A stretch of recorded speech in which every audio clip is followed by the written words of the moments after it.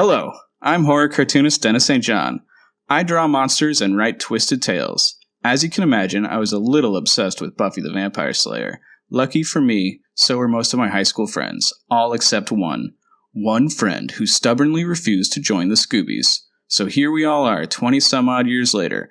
I'm teaming up with Doc Travis, John, Teach Landis, and maybe a special guest or two, and we're going to make our friend, Michael Poley, watch one episode of Buffy a week until he's no longer the Buffy Virgin.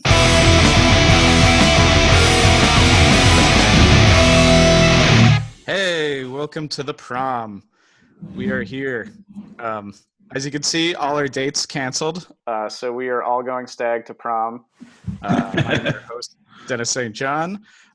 Today, Michael the Virgin Poley will be played by John Cusack from Tapeheads.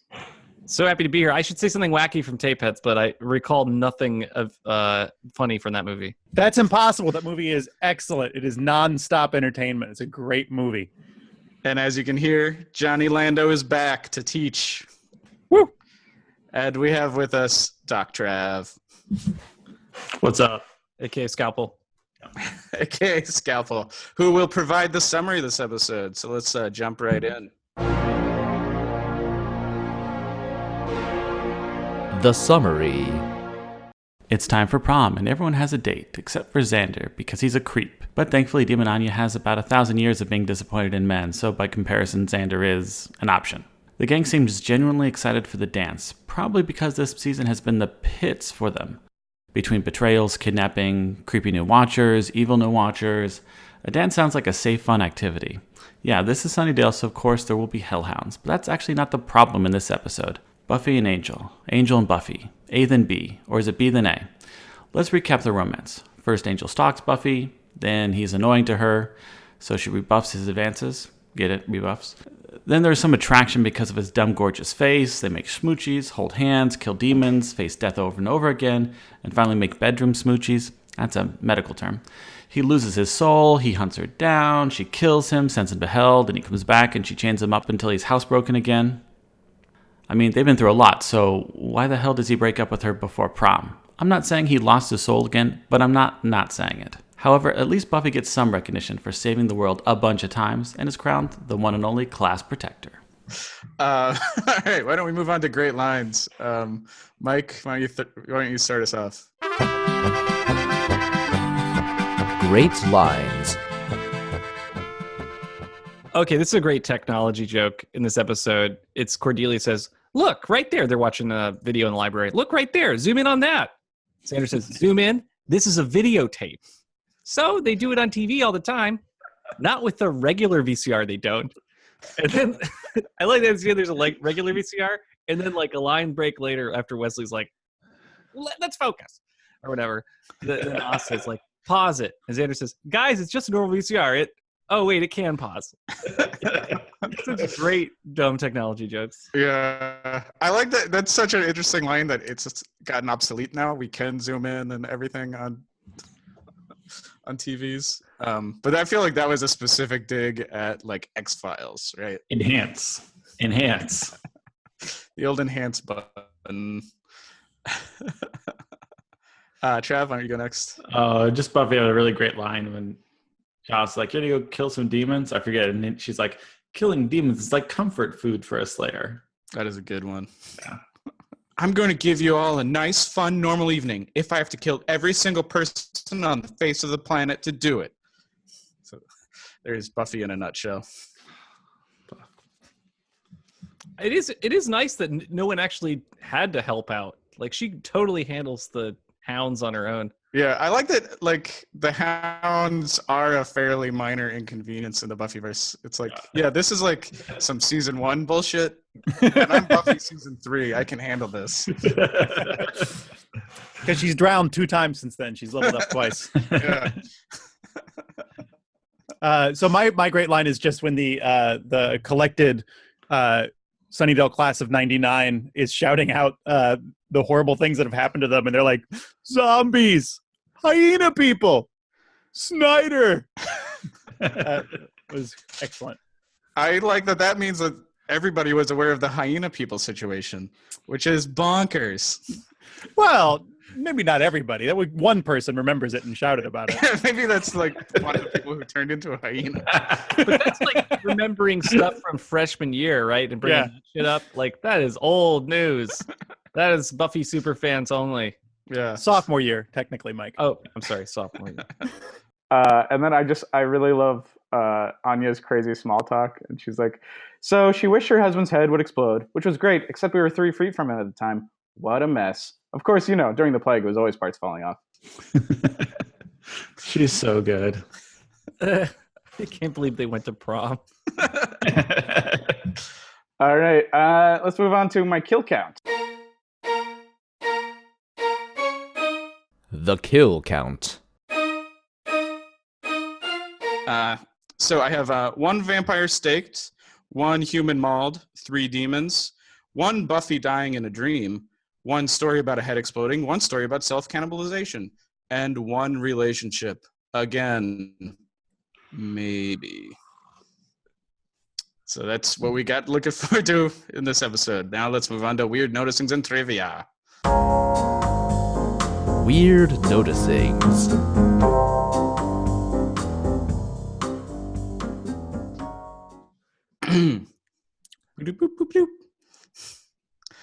Mike, you want to go first? Yeah, sure. So the cold open has Buffy being very cold.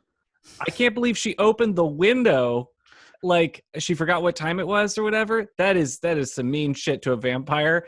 And in another show would have killed Angel. But whatever. It's just your boyfriend. So he's like, hey, like it's a light. But like that was really shitty. Like that shot always looks like an effect shot to me also, but I'm not sure if it is. It might be a practical effect with just extreme lighting. But it's such a weird shot. It definitely has a kind of effects vibe to it. And yeah, it just made me mad at Buffy like for not treating this. I mean, she's apparently in love. Like this is a serious oversight, and it just is just another symptom that this relationship has so many problems, which is of course why it's in there, but it's fantastic. I'd also say maybe Angel needs to move his bed somewhere that's not in direct sunlight. Indirect sunlight. Or have a clock. Or have a clock or something, yes. Plus, like, basement apartments are cheaper, like you could just get a basement apartment. Well, we know he used to have a basement apartment. But I also feel like Joyce is like, what a great place you have. And Angel's like, oh, yeah, it's great. It's like, he never says, like, you should ask what happened to the people who lived here before me. It's fabulous.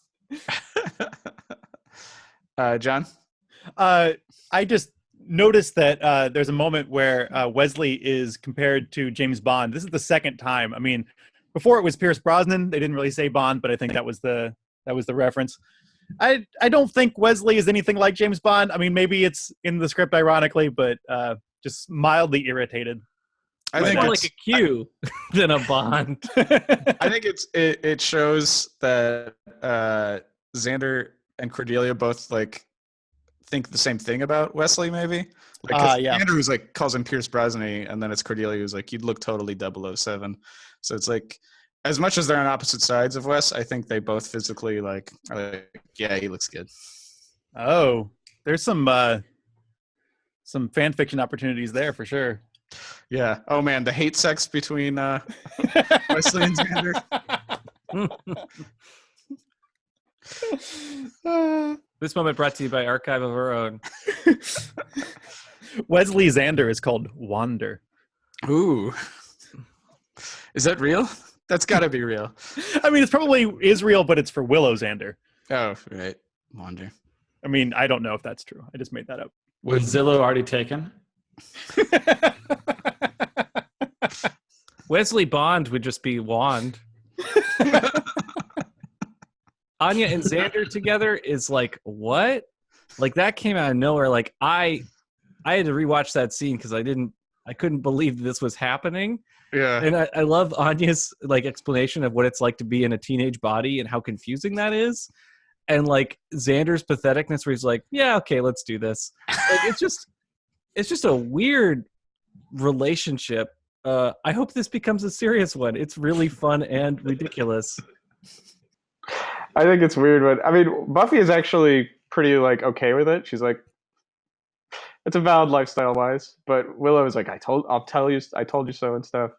But I mean, this is a Slayer dating a vampire and a witch dating a werewolf, making fun of normal human for dating a demon. Like, But I can't remember. Is she a demon in a human body, or is she just a demon still? Did we ever figure this out? I don't think we've discussed it yet. The way she describes herself this episode makes it sound like she's a demon who trapped herself in teenage girl form, but it doesn't sound like teenage girl is her natural state at this point. John, you got the next one about Joyce. I loved seeing Joyce kind of not tell Angel off, but like come in and like talk to him like adult to adult. This is also like the first momming she's done in like it's the best momming she's done, because she comes in and she's like, listen, I'm not upset because you guys may or may not be having sex. I'm not worried about that at all. I'm worried about my daughter emotionally, and I'm worried that this relationship might be inappropriate, and I'm worried that this is going to hurt her in the long run. So can we, basically she's like, can you and I, the adults, talk about this for a second? Because I'm worried that what you're doing is not okay. And she's totally on point. Joyce is amazing in this. I think she probably should have done it a lot sooner. I feel like Trav maybe has a different argument about this that we might get into later. Maybe. Okay. I think you guys are on opposite sides. I just want to say I loved Joyce noticing the handcuffs. Yeah, that is great. an amazing sight gag. Just like the reaction shot of her looking at the handcuffs is great. But again, that's not what she's worried about. It's not sex. It's that, he's an adult monster. And can never come into the light. Yeah, the whole like light symbolism thing in this episode is like over the top, but fine. Over the top, but fine. John, what's this about MathNet? So I'm so excited because in Angel's dream, the priest that marries Angel and Buffy is George Frankly of MathNet, to cogitate and to solve. That exact George Frankly. And I looked up the actor's name and I can't remember. It's Joe something. He's an incredible comic actor. If you have not, and I think most people who listen to this podcast are probably about our age, but if you're young enough that you didn't watch Square One TV, go on YouTube. There's a bunch of MathNet on YouTube, and MathNet is amazing, like kind of like deadpan comedy with math for kids, and it's like a police procedural. It's a Dragnet parody. Yes, it's a parody of Dragnet. But the sexual tension between George Frankly and Kate Monday it's thicker than on X-Files. It's like X-Files, but it's so like heavier. I'll be honest, so I watched MathNet when I was younger, but I only really remember it because it's a passion of yours. And I remember even in high school, you randomly bringing up, like, we would watch X-Files together, and you're like, yeah, that was a good episode of X-Files, but it was no MathNet. This sounds like a vlog you should do, John, about the sexual tension on MathNet. Because I mean, it's not really. It's one of those things where if you go back and rewatch it, like Xena Warrior Princess, you realize it was never subtext to begin with. Like, it's not a thing you have to read into. It's just there. I feel like it would be great though, because you could do top 5 most tense sexual moments on MathNet, and it would just be you watch it and then you react like, "Oh my God, look at that!" They're about to. Oh, man. Anyway, it's so great to see George Frankly. He's in a lot of things. He shows up in a lot of things, but it was great to see him here. So Angel Buffy, I'm sorry. So the Angel Buffy relationship all over this episode. It shows that it's wrong. Things are wrong about this relationship. And when Angel like picks up Buffy's notebook where she's written like Angel and Buffy forever in like a cute high school way, and then they cut back and like Angel's in his massive empty home. It's just this weird, dark, sad thing. It's like, if you just looked at that scene, you'd think his teenage daughter had died. But in fact, he's being like romantic and wistful about Buffy. It's like super weird. It made me laugh. It's a good scene. Good call. The Angel Buffy wedding dream scene was definitely used as part of the promo to the episode to make it look like it was a surprise wedding episode. And I also remember like that them in wedding dresses and stuff like was used a lot in like stills for the show. And I have a link to the promos. Mike, if you want to do share screen on that. And this is more for the YouTube audience who are going to see it, but everyone else can hear it because there's some great narration also. new Tuesday on the WB Week of Weeks. It's a prom night every girl dreams of. But when the prom is in Sunnydale, expect anything but the ordinary. An all-new Buffy the Vampire Slayer. Next week on the WB's New Tuesday. Yeah, that seems like a whole different episode to what we watched. Wow. It looks like much trash show. Yeah. The WB. Also, what the fuck is Week of Weeks? Week of Weeks. Who cares? That guy's voice is awesome. It sounds great. Really good voice. Mike, you got a question here that you answered. So this question this gets answered. So I wrote this while I was watching the show, but basically, like, when they cut into the creepy house where the hellhounds are in cages, like, you see that they're watching television. They cut from the TV to give you a sense that they're being programmed to be crazy, but they're just watching TV static. And it's like, yeah, that would make me crazy. Like, that's a nutty thing for someone to watch. There's like a dose of TV static interspersed with the movies, huh? But then, of course, they reveal the movies, which we can talk about when we get there chronologically. This is a world before DVD. He just needs time to rewind the tapes. And John, I assume it's you that did the freeze frame, and we got the. No, it was not me this time. No, I threw it up there. Just these are clearly going to be recommended films. There's videos that you can't see the side of, so it's like you can imagine 2 extra movies. Why don't we just list them now? We got Prom Night, Pump Up the Volume, Prom Night 4, Pretty in Pink, The Club, and Carrie. What's The Club? Actually, I haven't seen it. Yeah, look up The Club. I don't know. I'll be honest. I'll just be honest and say I've never watched the Prom Night series. That series has never looked interesting to me. Even though the first Prom Night's awesome. So I did look up the plot summary for Prom Night 4 is 2 teenage couples have a terrible time with a killer monk who has escaped from his cell. Which does sound awesome. Like an awesome time. So Club from 94 says, time stops at midnight at the senior prom for 5 students, 1 murderous counselor, and John. They must find the courage to face themselves. Or when the time starts again, they must find they are joining John's club. All you have to do is commit murder or suicide. That's not my club. So when they go to the dress store, I'm pretty sure that shop is actually Faith's apartment that's been repurposed. It's got the same windows, and it's got the weird bricks and stuff. Speaking of fake places like that, is the butcher, I guess the meatpacking plant, also the bronze? I feel like I recognized the brick background. I would guess that you're right. I would have a hard time imagining them building a whole new set for the meat packing. So good call, Mike. Let's talk a little bit about the meatpacking plant, because I think we all have something to say about it. John? Yeah, I loved how the meatpacking plant sort of, by virtue of being over the hellmouth, ends up using all parts of the animal. Like, they have no problem getting rid of blood, no problem getting rid of the brains. There's probably like a weird demon who shows up and is like, I want all of the intestines, and somebody else is like, I want the whatever, like, give me appendix. Yeah. Yeah. I love that the guy is like, oh yeah, we deliver cow brains to his house twice a week. He's a weird kid. Like, you need to know that guy's weird. I mean, again, though, that's probably pretty, like, it's weird, but it's probably pretty, like, run-of-the-mill for the Sunnydale meatpacking plant, because, like, they've got a vampire guy coming in the back door for blood every week. Yeah, I mean, the fact that they even have a system set up where they've saved the brains is impressive, right?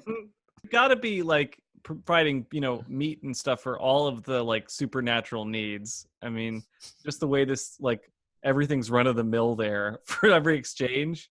Yeah. But yeah, the thing that made me laugh so much is running into your ex at the meatpacking plant and buying like a bucket of blood or something. Really sad. It's a totally normal situation that we all understand. Like, when you run into your ex in the industrial butcher shop. It's like the abattoir almost.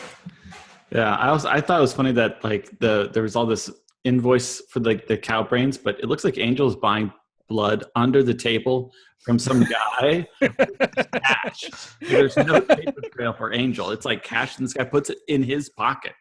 Well, now, He's not going to the till. He's not going to the register and putting the cash in there.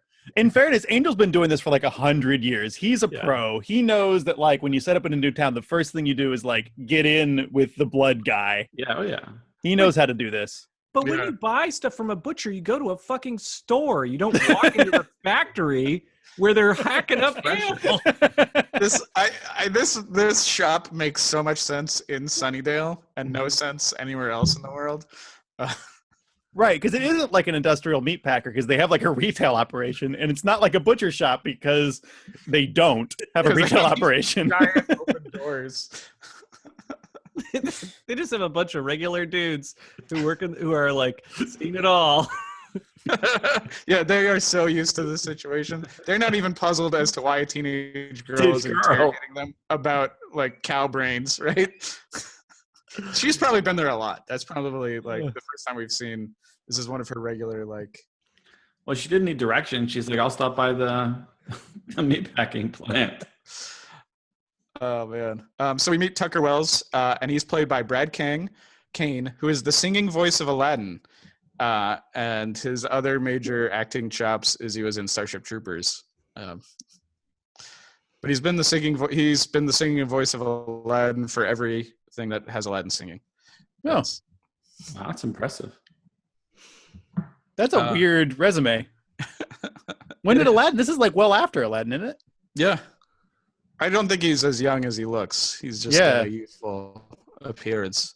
And Tucker Wells is the guy with the hounds, right? Yeah, he's raising the Hellhounds. And I say the Hellhounds have good monster makeup, but the cages they're held in are super weak looking, and like I don't believe would have held them for a minute. And it always looks bad when humans try to go quadruped. I'm looking at you, Anguirus from Godzilla Raids again. It's not a look that works. And this episode has that specific scene where it's like the three of them running, and you're like, well, obviously Buffy was able to catch up with them. Jesus. I do want to read just for a second from the Monster Guide and what Steve Bissett has to say about the Hellhounds, because I think it's kind of funny. So this is in his part about like demons and stuff. This is the most Lovecraftian of all films was surprisingly enough Ghostbusters. Dan Aykroyd and Harold Ramis's screenplay was peppered with overt references to Lovecraft and his circle of associates. The Hellhounds recalled Frank Belknap's long story, The Hounds of Tybalt, and may later have themselves inspired the Hellhounds in the Buffy episode The Prom. And then there's a thing about this is in the primal beings section, which is mostly about werewolves, because primal beings, beast people who are not associated with shape-shifting or lycanthropy, have other forms, associations, and origins throughout history. Tales of ancient races, often tied to the lost worlds like Atlantis and Mu of mythical Hollow Earth. Realms beneath our feet were often populated by subhuman, amphibious, or bestial races. So there's your monster minute for the episode. And now we can move on. John, you got the next one. I don't want to spend too much time on this, but just to repeat the things that I feel like we all repeat every time. Angel's a creep in this episode. Wesley's a creep in this episode. Xander's a creep in this episode. Specifically, the only thing I want to say specific about this episode is that this episode tries to like go out of the way to make some excuses for these characters. Specifically, like Xander is like, oh, he's a good guy because of the whole like he covers for Cordelia and tries to like actually think about her feelings, but he's still creepily like following her around town to get in her face and make her feel bad. And the fact that he like buys her a dress does not make that okay. Angel is like, oh, he's gonna like selflessly break up with her. We can talk more about that later, but he's gonna selflessly break up with her because he knows that's what's best for her. But then he like shows up to the prom like just to emotionally confuse her at the end. So I don't think that makes him any better. And then Wesley, like they try to give Giles like this line where he's like, oh, it's okay for you to date her because you have no emotional maturity. And it's a cute line, but not cutting it for me. I think that Wesley's a creep. He's there as a chaperone. That's not cool. He shouldn't have been a chaperone, for sure. Yes. He does not have a place at that school, man. Does he have a job there? No. And They just the gave line up. that makes Season Wesley 3. the worst this episode is when like Giles is like, "It's supposed to be odd for you having gone to an all boys academy." And he's like, "Well, we did make the underclassmen dress like girls, and then never mind." Yeah. Like, that's a weird scene. Yeah. It's rough. I feel So- like Giles condemns Wesley though, right? He's like, Yeah, but he's also like, go for it. He's like, he Yeah. gives him a pass. He's like, go for it. eh. She's 18. It's like, well, I think it's still a bad thing to do, but I don't think it was about like you deserve to be with Cordelia. It was more like, stop talking to me. Yeah. Do whatever No, the yeah. fuck you want. Just stop talking to me. I mean, prom's kind of like the end of the school year. It's the end of your childhood, right? And so I can imagine at one point in the night, all of the chaperones look at where all the single girls are like wallflowering. They're like, let's do this. Like, I mean, that's the vibe for the Wesley thing. It's so creepy. I do want to say, I think it's kind of cool that Cordelia goes stag or doe. I guess she goes doe. I just think that's a cool thing. Like, Yeah, that is cool. I'll tell you what, I was super happy to see Jonathan there with the date. That was like a little aside kind of moment. Of course, then he gets on stage, but like, it looks like he's sliding into a better place. And all right, thank you. I just had that one fun. And then the moment when Buffy gets the class protector umbrella like award, that made me cry. That was really sweet and stupid. It's such a stupid award. It was just so well. It was like a lot of build up to it too. Like we don't normally do this, but like I guess because like I've been so concerned about Jonathan, I'm always surprised by anything he does. And enjoyed that moment. Here's a weird thing. This episode aired before last week's episode. Right. Oh, So when we watched this originally, we didn't have a specific reason for understanding why Jonathan got up on stage. did you remember? Did you watch this as it was coming out? So I did, but I don't remember that. Yeah. Okay. I mean, it's hard to like remember what your reactions were when it first aired. yeah. I think what's fun about the prom episode is because all the extras, or many of the extras, were in episode over episode. It's kind of like their mini prom, like for the show, because they've been there for a long time. I think that's pretty cool. You know who's not in the background ever is Larry. I wish we saw Larry. Yeah, I wish Larry was there. I didn't Not see enough him Larry. specifically there. One of the extras in this scene is a contest winner. Oh, Nice. is it the woman that looks directly into the camera I did, unknown. It is a woman. I can tell you that, but I don't know who. during that's good trivia. the pan around Buffy Angel camera scene? Yeah, we could talk a little bit about the soundtrack. for the prom. This is goofy, but I perfect. like the music was good. For Wild Horse is a good song, and I didn't know it was going to be used in this show, and it was a pleasant surprise. I really like that song already. Have a positive feeling about it. So when Angel comes on to like Wild Horses Couldn't Drag Me Away, it's like, well, this drama will continue.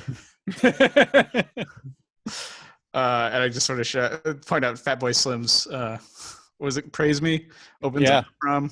Yeah. Very Very iconic. very 90s prom appropriate. Yeah. Very that year appropriate too. Yeah. Yeah. And I just also want to point out that the Buffy movie, its climax is at the prom. So I feel like we're finally, after 3 years, past the Buffy movie, right? They're finally older than these characters, and we could move on. All right. That was Weird Noticings. Why don't we move on to questions? Questions for the group. Okay, I think I have the first one here. So in this, Angel sort of makes the decision finally that this relationship's not good for Buffy, and so they should break up. But I feel like that's something that kind of doesn't connect with real life, because like in my experience, when one person in a relationship is like, oh, we should break up for your benefit. Like, I don't want to, I'm in love, but we should break up for your benefit. That's either a lie and really you want to break up for other reasons, or like you're just like really depressed and you can't see like your own value, like you can't see your own worth.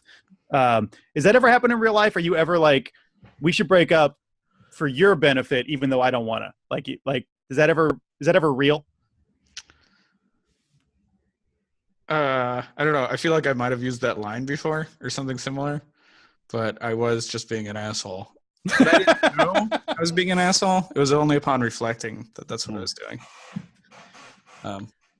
I've been broken up with that line, and I think that's just something you say when you're like, how am I going to say this? Right. But I mean, reasons to break up sometimes when you don't want to. Like the normal human reasons are sometimes things like you just know the relationship isn't going to survive like a long distance because you haven't been dating that long or whatever. Or I mean, that was my situation. But this is like an extraordinary magical situation, right? It's hard to find exactly like, a real human analog for this. Exactly. Yeah. Yeah. I mean, Angel lays it out so clearly, like, hey, we can never have sex. I'll be old. I'm a vampire. I mean, there's a lot of reasons why. Yeah. Buffy's still like, I love you. I feel more on Buffy's side though that like. Oh yeah. I mean, okay, so we had Owen, right? And Owen, the tale of Owen is that Buffy can't date a normal person because they can't handle her. They can't handle her life. Right? They'll either like die dangerously or like can't relate. She might break them, right? Well, they're not noble. They're not, they don't sacrifice themselves for others so far. So it does feel like it's tough for Buffy because like what she needs to find in order for her to be happy, she needs to find like another Slayer. But sorry, face evil. Like there's just like a lot. I mean, somebody has to be like powerful and safe enough and be like noble enough to date her, right? Like it's a lot to ask of anyone. I just think they broke up for the wrong reasons. Like Angel's saying all these really personal reasons, but like the reason they can't be together is he almost, had the world sucked into hell when he had a moment of perfect happiness. That alone is like the reason they can't be together. I think the other emotional stuff is kind of that's why I think like the rest of the breakup stuff is kind of stupid because it's not like lots of relationships have like problems, but this like supernatural, world almost ended. I killed a lot of your friends. I mean, those are like the reasons. Here's a solution for this, a lot of things happen for dramatic reasons and stuff. But like, if you got the witch who cursed you with a soul, maybe that witch can like put some addendums on that curse.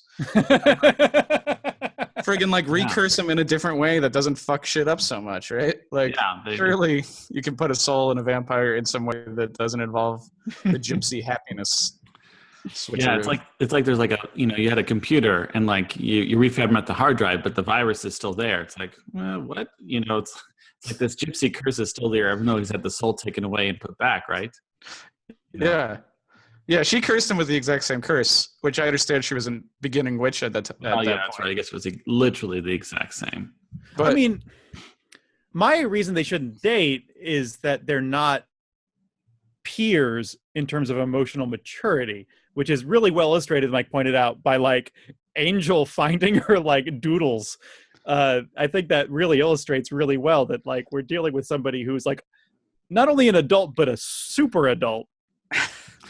Well, and somebody who is still like a child over time. Well, over time that changes, though. I mean, over time. Yeah, so we did the calculation that they can date when they're like 200 and something. We've done this.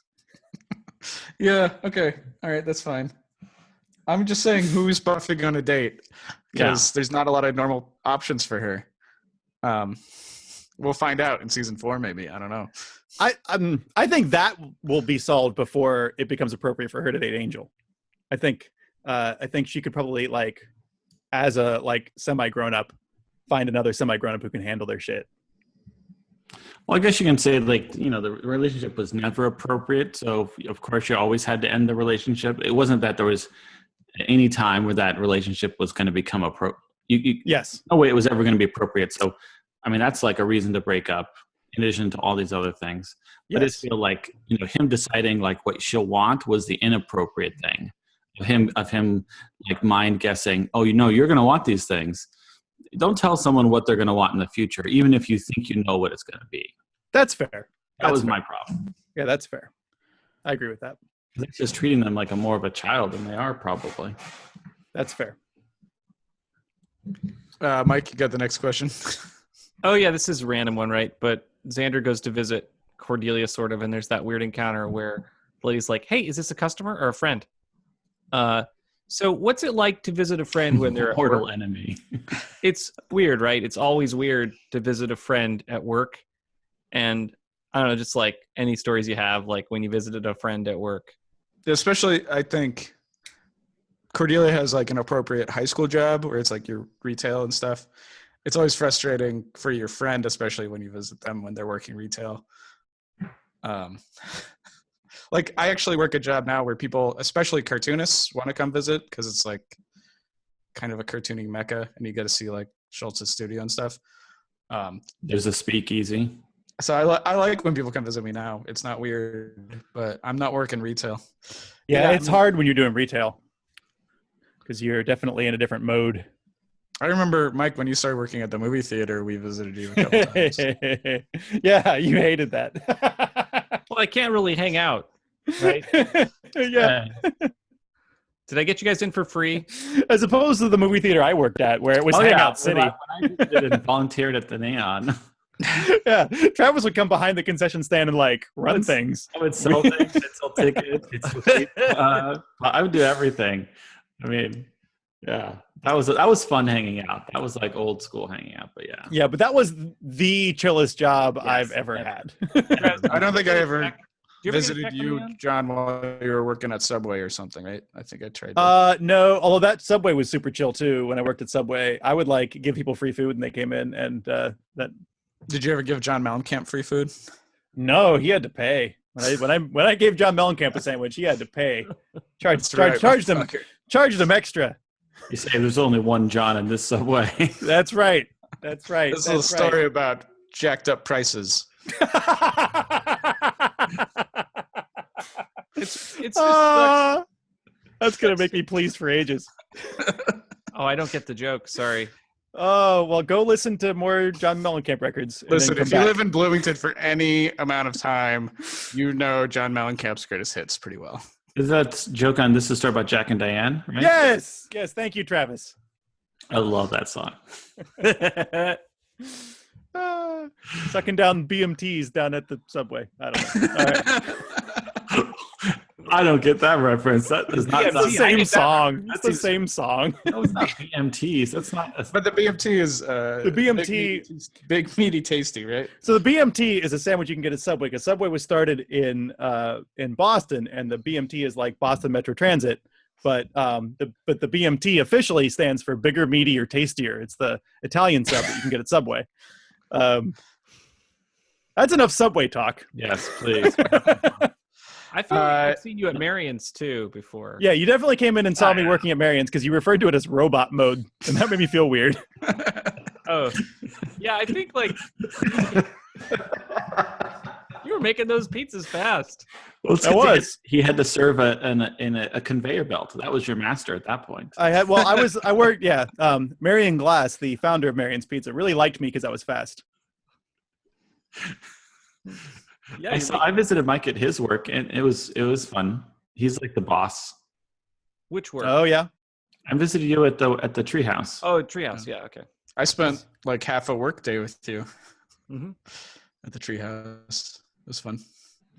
Oh yeah, no, having an adult job is great because you don't you get to preserve your identity, but like at retail, you're a fucking slave, and it's like, oh hey friends, I need to be immediately doing some shit, or I think I'm in trouble. So I have no identity. So I mean, it's like this is I guess the thing we didn't really talk about is like Cordelia reveals she's lost all her money and she can't go to college and stuff. But also when she's like, I have to wear a name tag. I'm a name tag person now. I'm like, I have a lot of sympathy for you, but like not when you like shit on name tags. Like we've all had to do that. Like, welcome to the real world, I guess. Yeah. It's tough for Cordelia. It's a big thing. It's a comeuppance episode. Doesn't feel that great as a viewer. I'm not like, No. Oh yeah, Cordelia. you're not. Yeah, no, we've established way too much sympathy for Cordelia to be like laughing at this. All I'm saying is, Angel season 1, baby. I don't know what you're talking about, Travis. So, John, this is the thing that we've been waiting for a long time. Every time there's a dance episode, there's always the like, should we tell our prom stories? And we're like, no, we'll save it for actual prom. So Here we are. I'm even going to call this a special segment. This is no longer questions. This is just welcome to prom. I feel like this is going to be hard because I think that like the thing that makes telling any story interesting is when somebody hasn't heard it. And I feel like we've told and retold this story to one another many times. I really wish we had some kind of guest on this week. I think that would help. Well, sorry. My prom date canceled. I can tell my prom date story first. Just yeah, you go first, Dennis. Get us rolling. I went to prom because I went to a different high school for my last 2 years. So I went to prom with a group of friends who were not you guys, but were not people I was super close with either. And I couldn't get a date with anyone in my class, so I brought a sophomore, I think, maybe a freshman. I think maybe a sophomore. She was fine, but I think she felt super uncomfortable in this situation, even though she went to prom with me. So didn't dance with me at all the entire dance. We went as a big group to the Tibetan restaurant, which John later worked at, speaking of works. You went there for your prom? I went there for my prom. Oh, that restaurant is disgusting. And I didn't know it at the time, but the next time I went back in, the waitress who served us was like, did I do something to you guys? Because you didn't leave me a tip. So we went as a big group, so I assumed 1 or 2 people just didn't pay, and it fucked up our like math. So I felt guilty about that for like a long time. Oh, that's rough. Yeah, I didn't have a good time really, and it's not my prom date's fault. She was a sophomore and didn't want to dance with a senior. But I remember during the prom at one point hanging out with my friend Amir and being like, man, we could have just been watching Saturday Night Live. I think the Britney Spears episode was airing. Oh, I remember Amir. That sounds like something he would say. He had a worse prom date thing where he asked a girl out and she said yes. And then she later was like, oh, my dad said I can't go out to the prom. And then Amir went anyway and saw her going on a date with somebody else. So that was shitty. All right. So that was my prom story. All right. So what happened with you guys? Did anything fun happen? So back in Dayton, and I'm probably overblowing this. It's not a big deal. So what happened was I was recently dumped. And as I recall, it was me and Mike and a female friend of ours who I think we should leave her name out of this. Please. We were talking about prom, and I think it was her idea, as I recall. She said, we should go in drag. And I said, okay, that sounds cool. And it was like, and I, at the time I had real long hair. And so I thought that, it'll work out. And like, she was going to wear a tuxedo and I was going to wear a dress. And then, several weeks later, as like tickets for prom were going on sale, in the class, I was like, hey, that thing we said about that, was that Liz, the thing we were saying, or is that like a thing we're actually going to do? And she's like, oh no, it's a thing we're totally going to do. So I was like, all right. So we bought tickets. I bought a dress. I went to the Goodwill and got, I thought, a pretty nice green kind of slinky dress. It fit me really well. I got a bra that I stuffed with socks that were, as I recall, not even clean. I think they were like my socks from the bottom of the hamper. Mike came to pick me up. And he pinned a corsage on my boob, which is perfect because my boobs were made of socks. So he like stabbed it right into the boob. It was perfect. And then we go to pick up our female friend who had agreed to be also in drag, and she comes out in her awesome dress. And I was a little miffed because it was just me now. It was just me in drag. That was fun. Wasn't and then her dress made of duct tape? No, it wasn't anything. No, she didn't do anything clever. It was she was just dressed really nicely. She looked lovely. And so then we went out to eat. I think we tipped really poorly, as is the prom custom. And As is the high school student at a restaurant custom. Yeah, absolutely. I got the other end of that karma as a waiter later in life at the very restaurant Dennis mentioned. But so we go there, and the whole night is like, it's exactly like when you make a joke that you think is really clever, and then I literally had to wear the joke all evening as the joke became less and less clever over the course of hours. It was not a fun night. Did you dance with anybody? I did. I danced with Pat Lenny.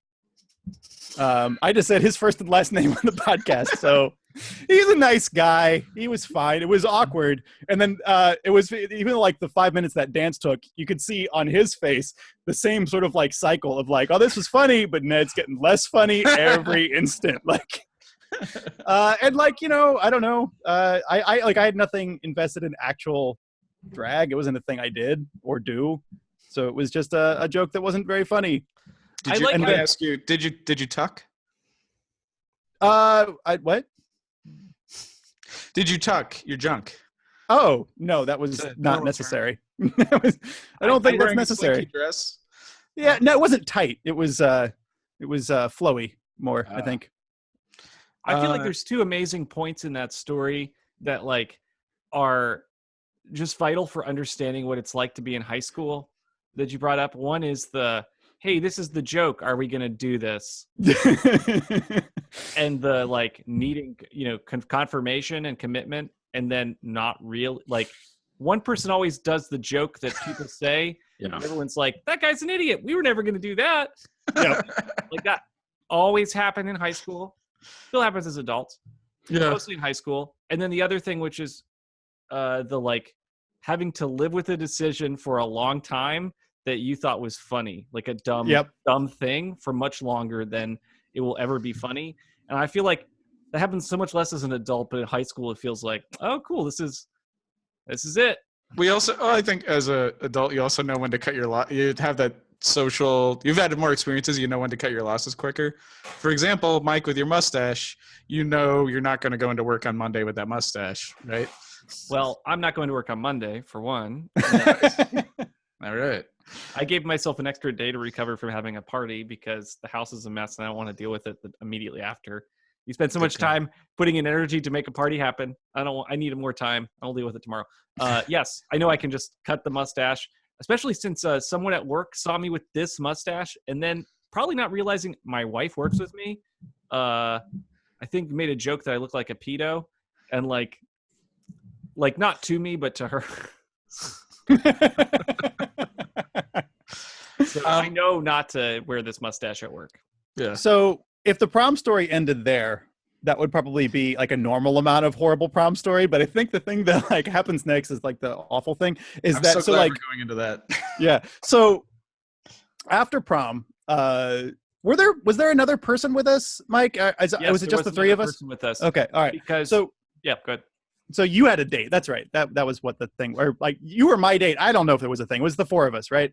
Yeah, it ended up with another person also who like didn't really have a date. Yeah. And then so like after prom, as you do, we went to the park to drink malt liquor. Correct? Yep. Yeah, and this person I think had like a hookup also. Anyway. Okay. Well, I don't want to incriminate people. Some people had a nice prom. So we went to the park. Up, not to be hooked up with. Hey, I'm a hookup for the malt liquor. I don't know if you're. Man, don't you know how to talk street in the 90s? Come on. Anyway, dude, remember all the shoulder tapping hours we spent? So, hey, mister. So we go to the park and we're drinking malt liquor, and then the cops pull up, and the part that Mike, you tell this part. This is not just the cops. As it turns out, it was a SWAT exercise that was going on in the area because it wasn't just a cop. It was like a half dozen cops with flashlights on their pistols and body armor. And yeah, it was like I guess they were nearby and saw us and they're like, let's go let's fuck with these kids. Like they had us dead to rights in every way. That yes, we were drinking. This is also one of those like thank God I'm white situations. Yeah. Oh, Yes. totally. Like Oh my cops. God. Totally. And we're alive to tell the story. Yep. And but it was like it started to rain, and like I had taken my high heels off because I didn't know how to wear high heels and they were uncomfortable. And like I have this horrible memory of like standing in the rain while the cops run my ID in a dress. So it's like you immediately drop the liquor or throw it, and they're like, "Is that yours?" We're like, "Nope, no." And one person who was with us started mouthing off, and they put her in the back of a cop car, and then they let her out. But it was just to like scare her. Like we were all really scared, and like it all like it was like ended up being a fine, and no one had to go to jail. There was no serious penalty. No, they didn't even give us anything for the alcohol. It was they gave us a fine for being in the park after dark. I had to go pay a ticket. It was like, I'm glad we don't have those interactions with cops anymore, because that same year, I think, Mike and I and someone else got surrounded by the cops when we were graffitiing. yeah. We were just drawing with chalk. all over a parking lot at a fast food restaurant or something like that, right? Yeah. Anyway, It was on your sidewalk near your house at Dennis. No, it was it was somewhere else. Oh, it was a parking lot for a bank or something. I think they just didn't want to. They didn't want any more paperwork. They just wanted to like scare you. So like that's why they ignored the alcohol, because that'd be like way more paperwork. Yeah, and that just wasn't what they were there for. They were there to do some kind of like night police training with guns. Like they weren't there for us. Night. Yeah. No, I get the whole thrill that would be as a cop. From their perspective, it's like, oh, Let's go do this. Let's go do this. Let's And do like, Yeah. let's teach these kids a lesson or whatever. Who knows? Plus, But it's then like the thing was the alcohol. That's hilarious. You just threw it, and they're like, okay. I don't think they wanted to deal with it. yeah. They took us, so like we went to the after prom, right? Because they let us go. Yeah. We went to the after prom, They let you. and when we got there, everybody had already, or some people at least, already knew about it because somebody else was busted, and they heard the cops making fun of us over the police radio.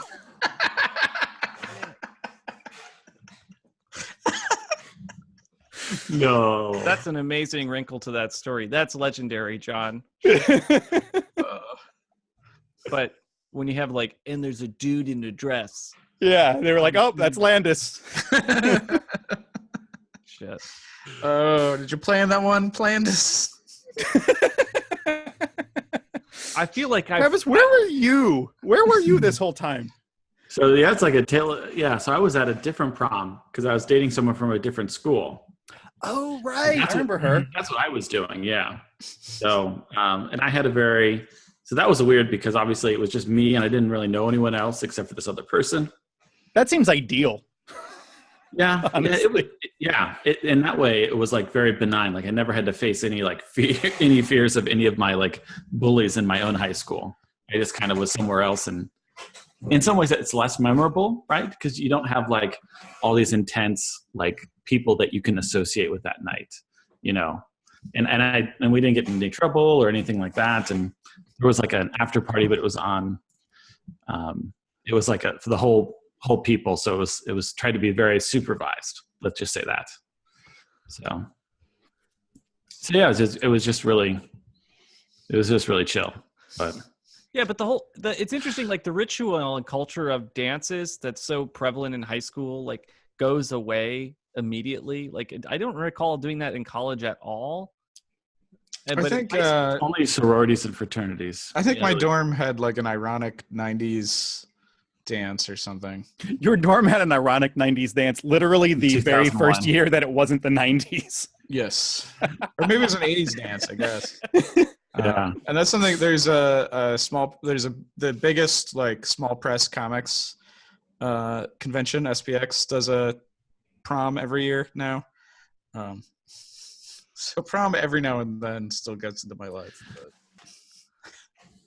John, thank you for telling that story. That's really, Thank you. I love hearing it from your perspective because the weirdness of committing to a joke, as you've like characterized that, really helps me tell that story better in the future. Because I feel To like everyone you meet. To everyone I meet, I just feel like when I tell it, I focus on the part where the crime, like the getting caught, the police, like that's the scary part for me. but like I forget the drama that you're dealing with is like this extra layer of anxiety and weirdness. I'm still myself the whole time, you know. I'm not like stepping into different shoes, and so that just refreshes the whole scene in a way that's like, oh yeah, that was really stupid in a lot of different ways. What are we doing? Why is Prom bring out this stupid like cinematic energy where we need to create like a meta universe that's like where we have to invert that world?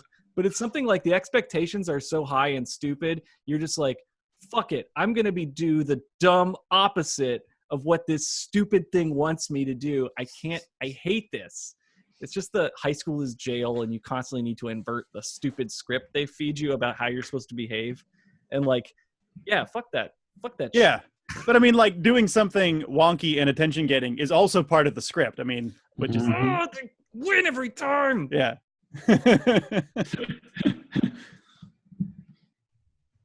All right. Before we go into themes, we'll take a little break and do recommendations because I'm changing things up a little.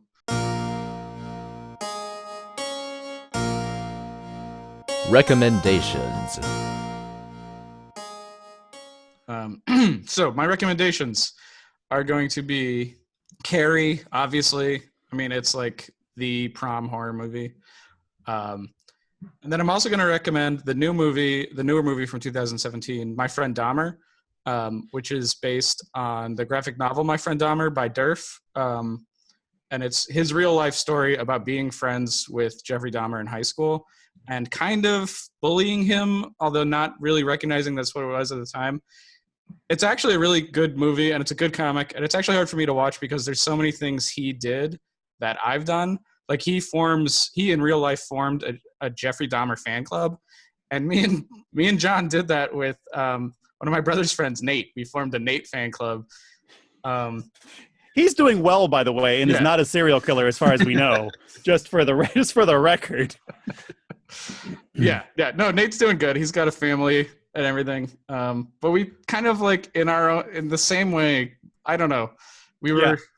Oh yeah. No, I'm in the middle of that graphic novel right now, and it is so good, and it is really uncomfortably similar to, I feel like, our high school experience. Yeah.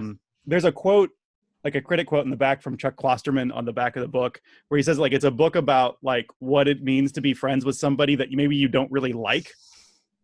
And yeah. I feel like and they paid the ultimate price for that, right? Well, right. I mean, and the four of us are still friends because I think we all genuinely like each other.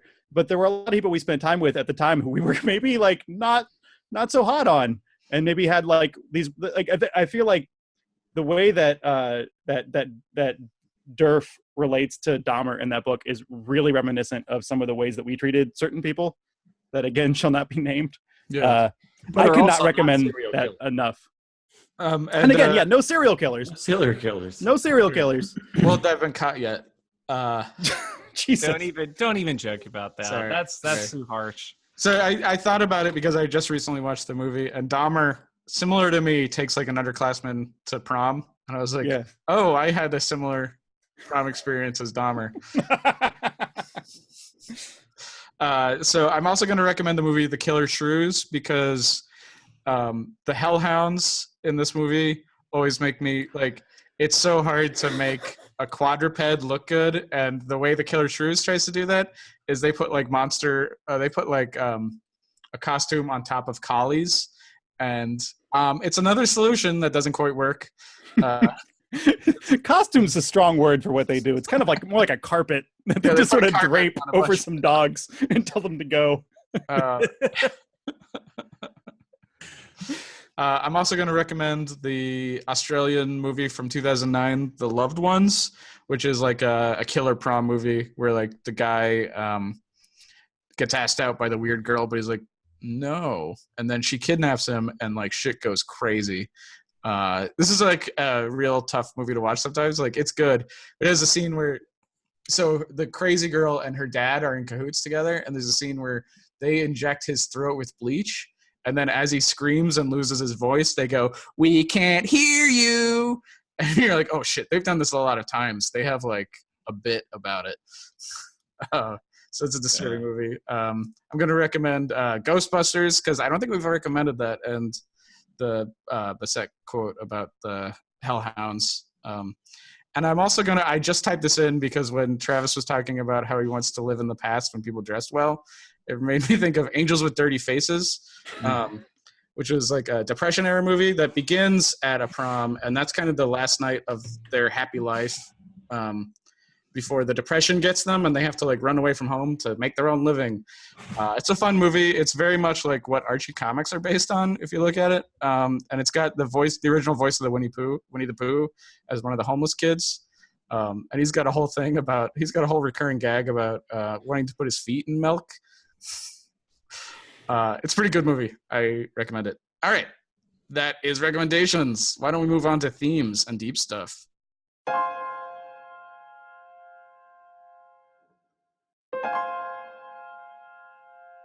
Deep stuff.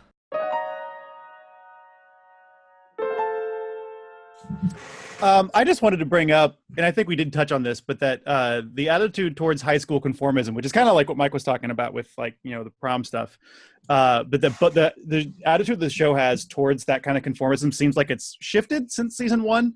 Because like at the beginning, it felt like a lot of the villains were satires on high school conformism, like the swim team or I know it's not season 1, but like the cheerleaders or even like The Pack, right? Which is about peer pressure and bullying. Like the monster is high school conformism. And now we've kind of gone to this shift where we have the monster is the nonconformist, or the monster is the person who like sees himself as bullied. And that seems like those kinds of villains are coming up more and more often. That's an interesting call. I also think that like Buffy in the beginning used to not really like traditional school stuff because she was just rebelling so much. But then, she's kind of accepting her life more and is, kind of more open, like more mature, like wants to experience some good things at school. It's like not just sort of rejecting everything out of hand, where she used to be very, very social. And then this, she was called to be a slayer. So then that changed. But I think just kind of coming back to being a more mature person. Yeah.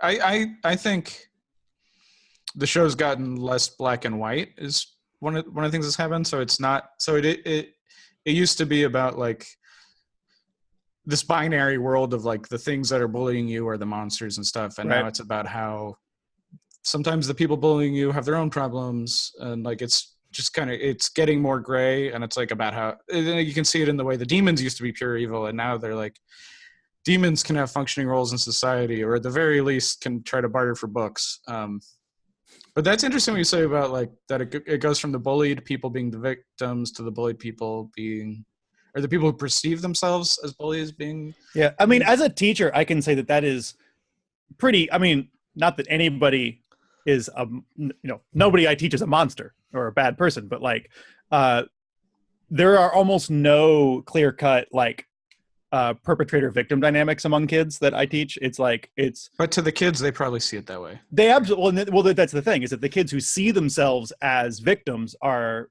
some of the aggressive kids. That they are the ones that will, to an outside observer look like they're trying to pick fights all the time, because in their mind, the way they're likely to see it is like, I'm so victimized. Anything I do is only retribution. Anything I do is only a coping mechanism, right? Mm-hmm. They're not able to see that what they're doing is actually extremely aggressive. I like that in this episode, like they're like, yeah, every malcontent has his reasons, and they cut to Tucker's, and it's just him being like one line. It's such a good like. He's not bullied. He really has this perception, but he just asked a girl out to prom, and she said no. That's it. I almost mentioned that in the summary. I'm like, yes, the victim of this week is a one-line victim, or the bad guy. It's like that motive is hilarious. That's like so hilarious the way they cut that. Yeah, it's a surprising jokey cut that I don't feel like I'd ever see TV do from this era, unless they're like really telegraphing it big time. So like that, it's just so. Yeah, it's almost like a Family Guy smash cut. Like, don't poison it. Yeah, it's better than that, because anything. It's more like a Community fake flashback. Oh, I see. That's the hipper thing for it to be. No, it's different. You always got to mock my love of Community, Joe. It's so unexpected and out of like how they like so different from how they normally cut it. I feel like it's They like normally care a lot. They normally care a lot about the villain. I feel like you got to confirm with the executive producer that it's cool to do that because it's so weird. Yeah. All right. I guess my theme was that it was just this is another like almost not exactly a school shooting episode, but another one where it's a white male just planning mass murder episode with hellhounds instead of bullets. Yeah. Which is the only realistic thing about it. That's really, yeah. I thought about that a lot too. And it's almost like maybe this is just something that seems more apparent now. I don't know if the episode even meant to do that, right? Like, because having it be just hellhounds separates it so much from having it be a gun, right? Although you could pick one up and hold it. What's the trigger? Where did he get the hellhounds? Do we know? Did we go into that?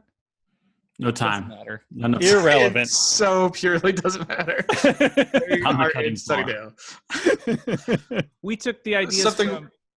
Yeah, anyway, go ahead. Sorry. I was going to say, what's the line about, like, Sunnydale's not like other places. We don't talk about it a lot, or whatever Jonathan's line is.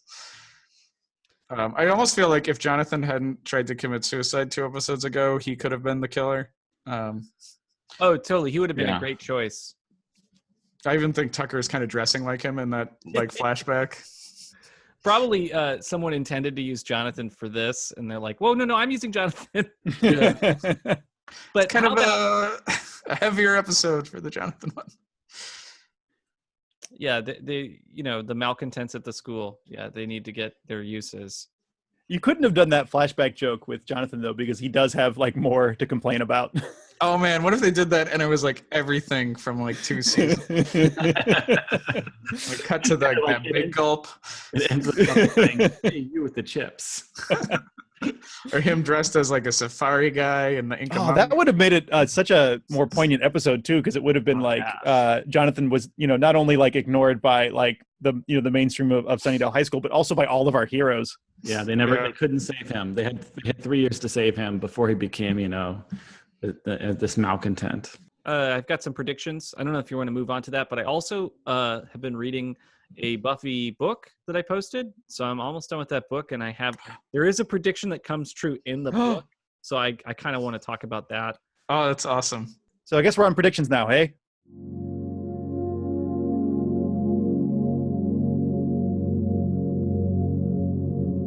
Virgin predictions.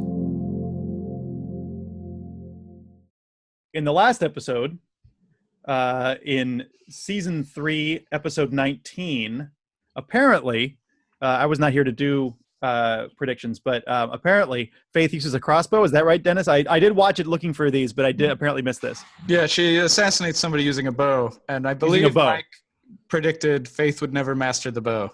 That's correct. Okay, well done, Mike. Well done. Opposite. Fail. It's a fail. Oh, I'm sorry. You're right. Oh, I'm sorry. Other way around. Denied, Mike. Well done, Faith. Well Terribly done, Mike. Yeah, horribly done. Yeah. Okay. Well, on a little bit of a sunnier side, we have one prediction from this episode, from season 3, episode 20. Mike predicted in season 3, episode 18, 2 episodes ago, that Jonathan is going to have a full social recovery after Earshot. And I'd say that he has. He brought a date to prom. He's on stage doing public speaking. I think he's had a full social recovery. Anybody want to disagree with that? No. Okay. That was so quick too, right? Like he really turned it around. Yeah. I mean, what can you do, huh? He's gonna do? Like just sit in it, just sit into that depression. And those are the only ones. So we got one confirmation, one denial. Huh. Did I miss something, Dennis? Because I did go through them, but okay. I didn't go through the predictions. I left it to you. I just feel like this was such a big 2 episodes. Surely. I know. I thought so too. I went through them a couple times. I did miss the bow thing. Maybe I missed something else, but nope. Couldn't find anything. So this book I'm reading called Paleo, it's a season 3 era book in the Buffy the Vampire Slayer world. I know these are non-canonical to Joss Whedon or whatever. So, but I wanted to read one from season 3 because this is an Oz story, and I didn't feel like there were a lot of Oz stories. So I was like, cool, I want to read this. Is it about Oz and Angel meeting in a Turkish bath? No, it's not from. Did you read that, Dennis? No. No, it's not from Archive of Our Own. It was published in a book written by an author. No, I'm being shitty to archive people. I'm sorry, archive people. I know that's most of our listeners now. So, Paleo, guess what one of the villains is? A resurrected T-Rex, a dinosaur. What? Whoa! And I predicted there would be fucking dinosaurs on this show, and there's a dinosaur villain in this book. That's insane. I need to read this book now. There's like some fun moments. The fun moments so far, and I'll do a full recap when I finish the book. But like, it takes place at the museum. The kind of the main part, the one of the main characters, that kind of like gets the story going. And so is an Inca mummy girl reference where this like paleontologist he's not a paleontologist. He's like an assistant, doesn't want to be left alone with this creepy Inca mummy exhibit. But they don't go into why, because they have other shit to worry about, because T-Rexes are getting resurrected. That's insane. Do the characters read, like their dialogue reads very Buffy speak? Ish. It definitely feels like it's in the world. There's a lot of that weird thing that like comic books do when you can read any Spider-Man ever and they'll introduce every character. So like they introduce every character to you and you're like, yeah, Oz is cool and quiet. And we're reading it from the perspective of like a student at the school who's really weird. into dinosaurs, who the story is kind of like about. Weird. But yeah, Oz is cool and quiet. And also, I think, so it's kind of also the dingoes, they might get a manager and like go more serious. So like, there's a lot of exciting things going on in this story. Also, I feel like you can probably read these in a couple hours. They're pretty shortish, but anyway, that's my bedside book because it's a non-anxiety producing book I can read before bed. All right. I'm not going to mark this down as confirmed. I'm going to make a note of it. We can have an offline discussion about whether or not we want novels to affect your score. Okay. I'll have to think about that. I'd say it's tough because they're technically non-canon. But do we know they're for it to technically just- non-canon? Because I don't think they ever made that distinction, did they? I mean, it's not I like don't a think Star Wars it's thing. not like Star Wars where somebody sat down and said, "Okay, everybody, this is canon." I mean, it's like a licensed story. Yeah. it's Joss a licensed Whedon, stories. Joss Whedon and the writers did like approve outlines of the novels and the comic books before they were actually like came out. I know. but- Here's what I said offline that Trev, you weren't a part of, is that the Buffy comics were considered canon unless later directly contradicted by the show, which would happen a lot. Until the show stopped and the Buffy quote unquote season started, and then after that, nothing was considered canon from the comics. So I that's think interesting. novels Oh, should really? be the same way, where they're like, Yeah. it could technically be canon unless directly contradicted. Like, for instance, the Buffy comics would do a lot of summer seasons, and those would later a lot of the times get directly contradicted. Sorry, I'm trying to think of an example that's not spoilery, but it's hard for me to. I've read a lot of the comics, but they would like introduce a type of villain or something that would later like contradict or. Well, yeah, they didn't know what the next season was going to be about. They were just writing stories for the. Well, So even those were licensed and approved and everything, they're not canon. I really want to give Mike points for this because I would like to reward Yeah. Mike for going out and Extracurricular. doing the work. Yeah. Extra credit. Also, just the amazing thing of them facing a zombie dinosaur. Yeah, that's amazing. Yeah. So this is all wonderful. I would like to give Mike points for it. I want to do it in a way that is fair and makes sense and doesn't muddy the waters for what the score means. So let me think about it. What the score means. Listen, right. it's Can you important. consult a PhD on this and get back? Yes. I will do that this evening. Consult. So do you have new predictions, Mike? I have one new prediction from last week that you weren't here for, but I think that Faith will kill the mayor. I also found in the notes, Mike, that you predicted that the Hellmouth will be temporarily closed at the end of season 3. Well, yeah, because they have to have a reason to go to college. So the Hellmouth can't remain open. Got it. Well, I guess they're going to school locally, so shit. That's a stupid prediction. Wipe that. That can't happen. I think you already predicted it, Mike. It's already in the all right, spreadsheet. well, I'm committed then. Okay. All right. This episode, any new predictions from based upon just watching? Fink is going to kill the mayor. Okay. I feel like I have so many predictions that are happening at the end here where I'm like, Mike is definitely certain that Whistler will appear all right, in the next episode. I don't want to do this now. I have a lot of stupid pre-predictions. Okay. So thank you guys for watching. Next episode, we are going to be watching Graduation Day Parts 1 and 2. A very exciting 2-part podcast on our part. So I have been your host, Dennis St. John. You can buy my comic, The Land of Many Monsters, and many more Monster Tales on Amazon. I'm on Twitter, Dennis Comics. Thank you, John. And Patreon is Dennis St. John, and I'm just everywhere. And you can find our podcast wherever you're listening to it right now, as well as other places like YouTube and The dark web. The dark web. And you can find Mike. Oh, yeah, Oh, on wow. YouTube. You can find me on YouTube.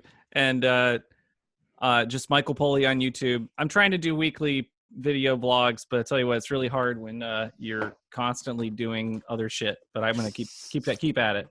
All right. We'll see you next week.